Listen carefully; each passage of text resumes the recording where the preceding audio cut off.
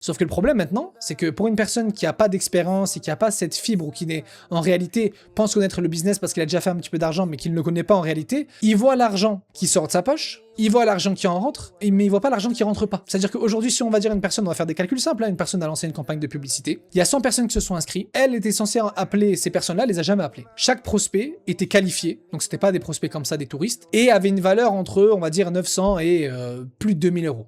En fonction de l'offre qu'on va lui proposer au téléphone. Aucun des prospects n'a été appelé. Ça représente quelle perte en termes de chiffre d'affaires? Donc bien sûr, on va pas exagérer, c'est pas les 100 personnes qui se sont inscrites, même si elles sont qualifiées, qui auront acheté. Mais même si on prend 20%, 20% de 100, ça fait 20 personnes qui auraient pu signer. Sur ces 20 personnes qui auraient pu signer, donc c'est vraiment une tranche très basse en termes de pourcentage, surtout dans ce domaine-là. Sur ces 20%-là, chaque personne valait entre 1000 et plus de 2000 euros. Allez, on prend 1500 euros, et même 1000 euros pour être gentil, même si au final c'est toujours beaucoup plus. 1000 euros x 20, ça fait 20 000 euros. Donc c'est-à-dire là, elle a perdu entre 20 et 30 000 euros la personne. Et elle se soucie du coût de la prestation que nous, on lui propose, qui est ridicule. On lui demande une toute petite somme sur chaque vente qu'il va faire. Mais c'est vraiment une somme ridicule. La personne aujourd'hui nous dit, non, moi, vous donnez cette somme-là sur chaque vente, ça rentre pas dans ma tête. C'est pas possible. Je peux pas le faire, ça marche pas.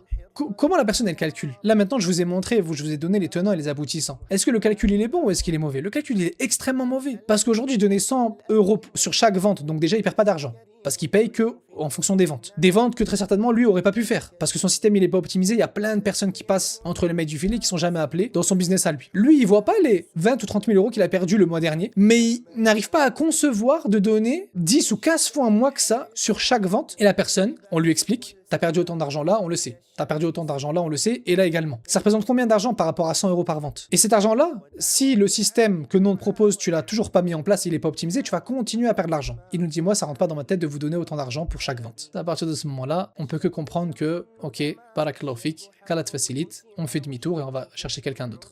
حمدا لبارئ الأنام ثم الصلاة والسلام ما ناح في دوح حمام على الرسول العربي